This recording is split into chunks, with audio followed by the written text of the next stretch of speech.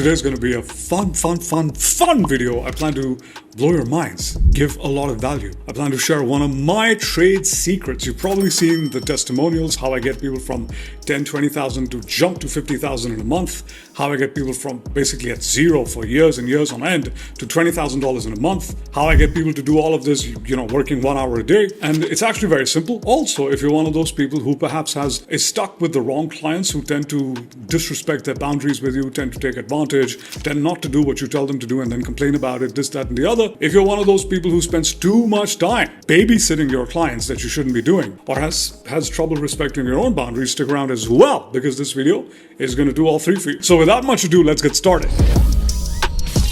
We want to zoom back, we want to zoom out. All of this begins right in the beginning at the onboarding stage. And so what is the problem we're dealing with? What stops us from creating life-altering, dramatic, earth-shattering results for our clients? It's not the process, it's not us.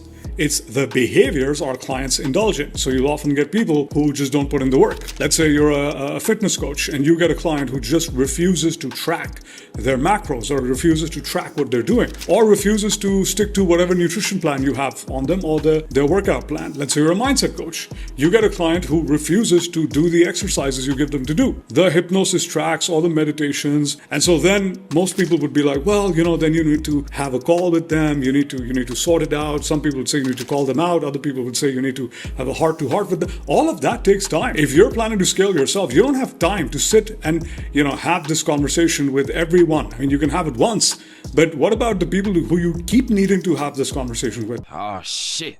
Here we go again. They're essentially not holding up their end of the bargain. So how do you get someone to hold up their end of the bargain without having to constantly remind them to do so? And so it begins with the onboarding. And so what most people do, what most coaches will do is you're excited, you onboard a person, maybe you share something along the lines of a CST, a customer success timeline, you share everything with them. A week later, 2 weeks later, they've disappeared. They're not putting in the work. Maybe they're not showing up to calls. Maybe they're overwhelmed. Maybe they're asking questions that need to be asked 7 steps later, but they're asking them right now.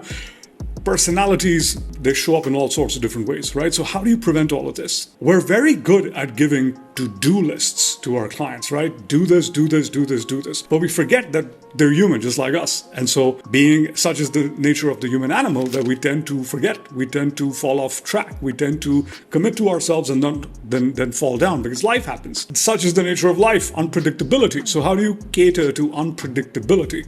Well, instead of focusing on the to-do list, because think about human beings, they're subconsciously, psychologically wired. So you have to coach human beings as human beings respond. Think about this. Think about your clients right now.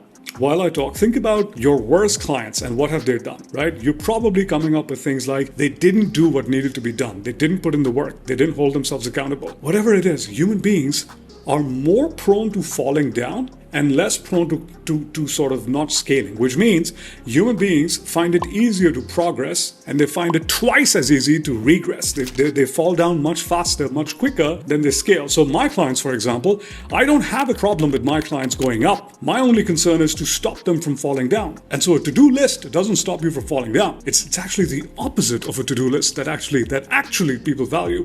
And that is the not to-do list. And so you can have a list by saying, not to do, but what you want to do is you want to make it an integral part of your program. So in Record Breaker, we have the not to do list. We have a list which is guaranteed. And this is one of the first things I share with people in their onboarding call. This is a list of 7 things. If you do any of these, it is a guarantee to fail in this program. And it's all your fault. And that list is all the things that my clients shouldn't be doing. So for example, not tracking their metrics, putting out content, getting on calls, this, that, and the other, not tracking based on the trackers I provide them, whether it's a sales tracker or a marketing tracker, not looking at their metrics. Why? Because a month from now, when we're optimizing, changing, and we're just blowing things up, they haven't tracked anything, so they have no clue about what did well, what didn't do well. Let's say, for example, my clients, they need to put out content, right? Not doing so for whatever reason. Maybe they're caught up in perfectionism, like my last piece was so awesome, this one needs to be like, they zoom in and they get caught up in like my next post or my next story needs to be awesome, and they make the mistake of not zooming out and look at marketing and sales and DMs and everything as just one big touch point game. It doesn't matter, what your copy is and this, that, and the other. That's like one of the lowest and the most micro zoomed in things you need to think about. Big picture, are you hitting touch points or not? And so various things, complaining, not taking responsibility, wondering, caring more about what your relatives think than what you think. It is part of my indoctrination, my onboarding indoctrination process. Here's how you're going to be successful. More importantly, here's how you're going to fail. A, B, C, D, E, F, G, H. Don't do this. And so what this does is you not only preemptively tell them, you're creating an anchor in their mind, right? Day one, Yaya told me, don't do these things. Looks like I'm making this, I'm making the same mistake again. And what you want to do is whenever you see them falling into those subconscious patterns, which they will because they're human, all you need to do is refer to the failure list and be like, hey, look, I think you're going down that road. Remember what we told you on onboarding, like don't do this? You're kind of doing that. And it's immediately going to trigger them to recall what happened, and they're going to autocorrect, they're going to auto-regulate, and it's going to save you the heartache. It's going to save you the time, the energy, and all of that you need to spend essentially being a life coach to your client in, working on their insecurities and having the heart-to-heart, this, that, and the other, because it's great. I mean, I'm all about, having breakthroughs and insights and giving people visibility.